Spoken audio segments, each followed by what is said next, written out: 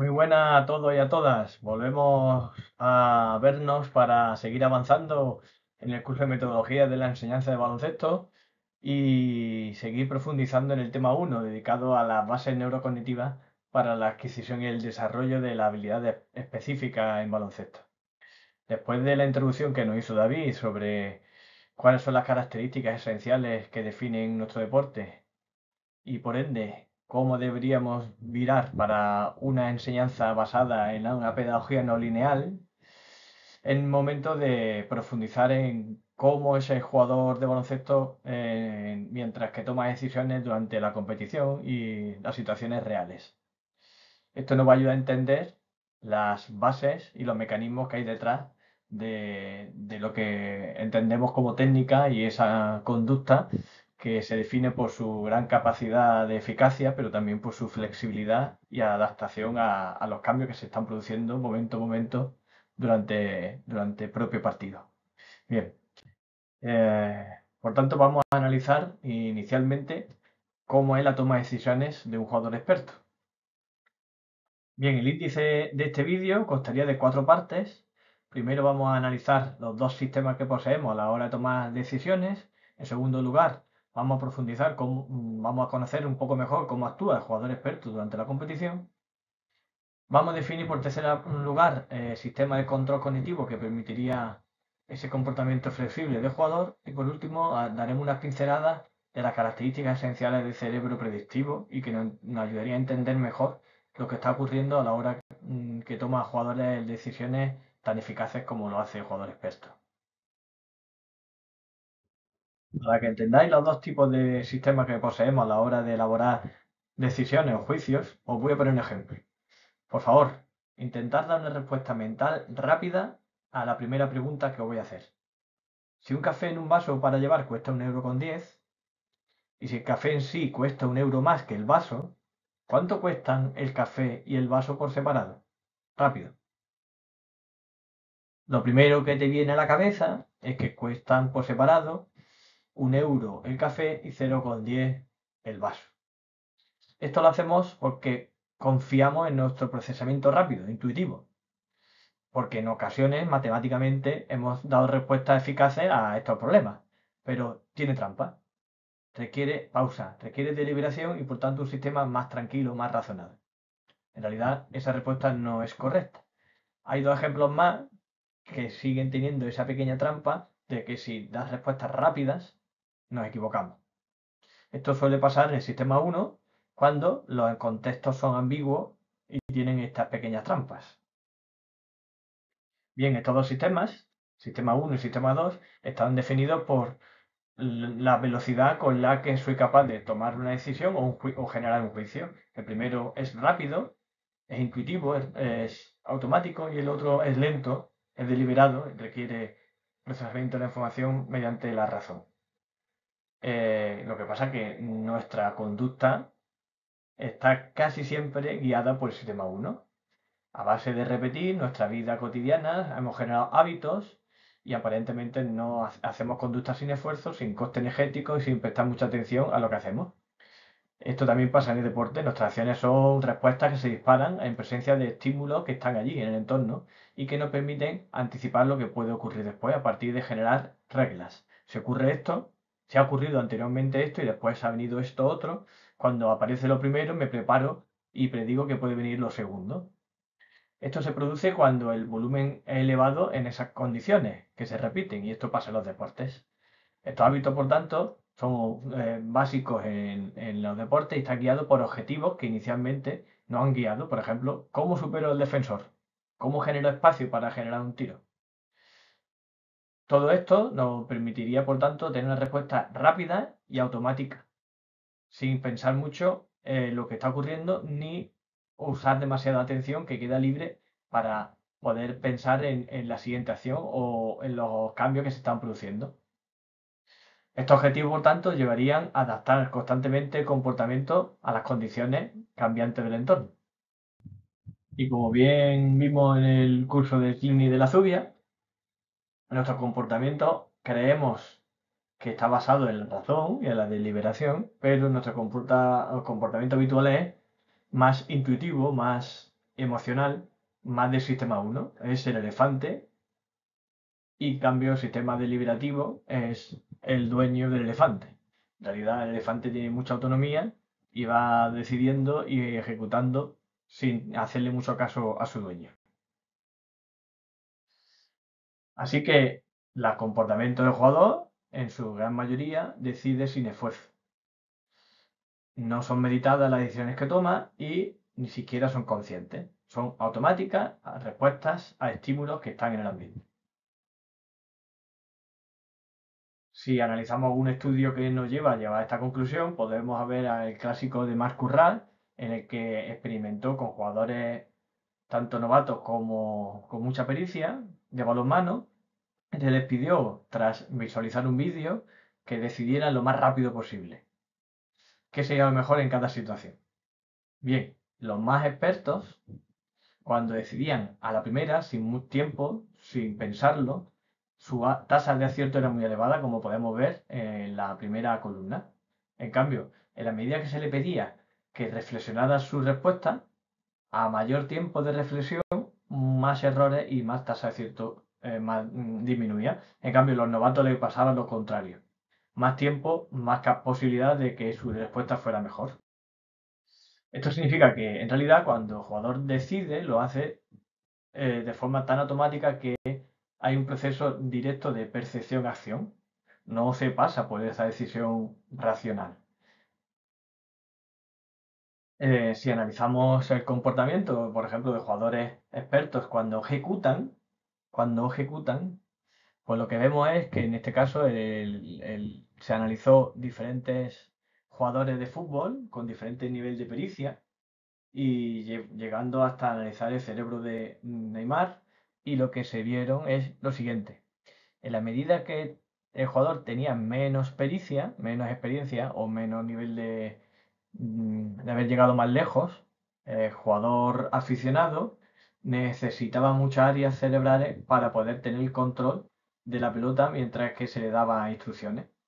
En cambio, Neymar prácticamente no activaba las zonas motoras y significaba, por tanto, que su ejecución era totalmente automática. La pregunta que hay que hacerse es, con ese nivel tan profundo de automatismo, ¿cómo después en el juego son capaces de dar respuestas cambiantes, flexibles? Tradicionalmente se ha establecido que los procesos automáticos operan sin utilizar la capacidad de procesamiento controlado.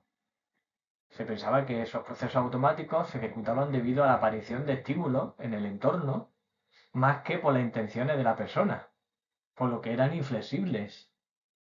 Lo que ocurre es que sabemos que en la actualidad se da por hecho que las personas, sus intenciones, en ocasiones actúan en los procesos automáticos.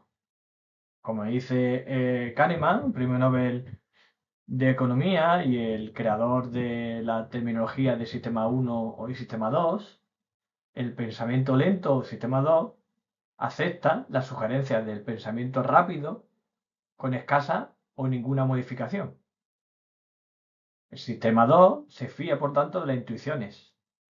Pero cuando el sistema rápido encuentra algún problema o dificultad, llama al pensamiento lento para que le sugiera un procesamiento más detallado y preciso para resolver ese problema que no soy capaz.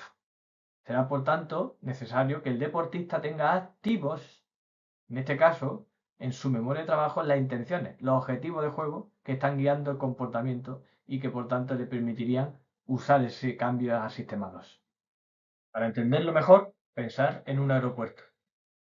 La función ejecutiva, ese sistema de control, sería el que dirige el tráfico aéreo, es la torre de control. Allí permitiría dar entrada y salida a diferentes aviones que van a aterrizar y van a despegar. Por tanto, nos permitiría ser capaz de gestionar un montón de información que constantemente está cambiando y requiere adecuarse a el clima, la gasolina que le queda a cada avión o diferentes variables que van a ir cambiando en la medida que pasa el tiempo. Como hemos dicho, este sistema de control que todos poseemos no es igual en todos. Existen diferencias individuales entre las personas y existen diferencias individuales entre los deportistas. Se ha descubierto que los deportistas que llegan más lejos en categorías más altas, más profesionales, poseen mejores herramientas de este tipo. Esto se ha visto tanto en fútbol como en baloncesto. Por ejemplo, una de estas capacidades, que es la flexibilidad cognitiva, además de ser mejor en los profesionales que los amateurs, también permitía discriminar el rendimiento futuro. Es decir, aquellos que poseían mayor flexibilidad cognitiva en un momento determinado, 2 años después, eran los que mejor rendían en el campo de fútbol, metiendo más goles o dando más asistencias. Así que este sistema de control, estos mecanismos, nos permitirían, por tanto, ese comportamiento adaptativo y flexible que es tan necesario en esos contextos propios de baloncesto. Y lo hace en cada etapa del proceso del acto motor, cuando percibimos, cuando decidimos, incluso cuando actuamos. Además lo hace gracias a esa capacidad proactiva. No espera que ocurran los sucesos, sino que se anticipa a ellos. Es decir, que el cerebro predictivo nos permitiría anticipar comportamientos, porque para interactuar en esos contextos abiertos y complejos, no solo necesitamos saber lo que está ocurriendo en ese momento, sino adelantarnos al futuro, al estado futuro, a lo que creemos que va a ocurrir en un futuro inmediato. Y estas proyecciones del futuro forman parte de nuestra propia percepción que tenemos del mundo. Es más, esta percepción que tenemos del mundo anticipada cambia lo que percibimos. No es lo mismo tener experiencias sobre el mundo que tener poca experiencia. La percepción es distinta. Bueno, ¿y qué definiría este cerebro predictivo? ¿Cuáles son sus características? La primera es que realizamos hipótesis de lo que creemos que va a suceder y lo siguiente que hacemos es poner la prueba. Cuando tienes poca experiencia, el jugador novel, el niño, lo que hace es experimentar por ensayo y error y aparece el error y lo que hace es ajustar la hipótesis. Así que aprende cuando se equivoca. Una manera de que esos modelos internos que tenemos, de lo que los patrones que se están sucediendo, y recordar, patrones no son movimientos concretos de gestos, de ejecuciones, sino patrones de lo que está sucediendo. Cuando yo hago este movimiento, ¿qué hace el defensor? Cuando mi compañero está bloqueando aquí y yo estoy con esta postura y el defensor hace esto, ¿qué es lo que puede suceder? Hipotetizo y pongo a prueba. Me equivoco, ajusto esa hipótesis, la modifico para que el modelo sea más ajustado a lo que está ocurriendo. En la medida que el contexto de aprendizaje sea muy ambiguo, necesitamos generar modelos internos más grandes, más abstractos, para que entren todas las posibilidades. La última característica, por tanto, y relacionada con la anterior, es que el aprendizaje no es pasivo. Es que contrastar hipótesis es un proceso activo de experimentación, de prueba, de ensayo y de interés, porque requiere tener interés en solventar ese problema que se está sucediendo en ese momento del juego. ¿Qué ocurre? Que el jugador experimentado llega a tener tal nivel que no es necesario que aparezca el error, que se equivoque para ajustar su comportamiento, como veremos en otro capítulo de este tema. Como hemos dicho antes, por tanto, este aprendizaje por error de predicción le permitiría al jugador ajustar en cada ensayo su capacidad de respuesta, su ejecución, pero también su toma de decisiones, de tal manera que la hipótesis la corrige durante el proceso.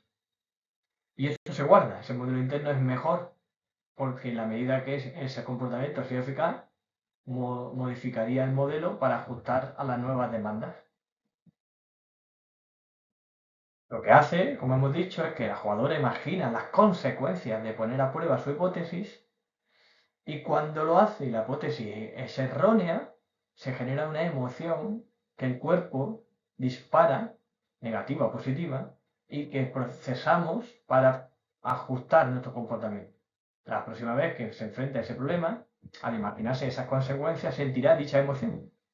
Y es lo que permitiría ese ajuste antes de.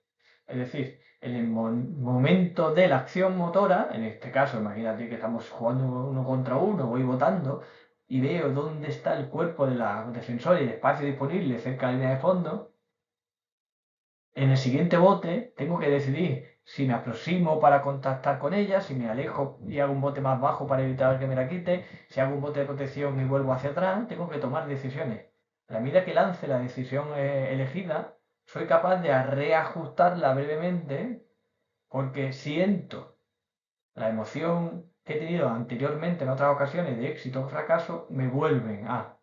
Y el cerebro usa esas emociones, pequeñas dosis, para ajustar o reajustar la decisión o la ejecución de la acción lanzada.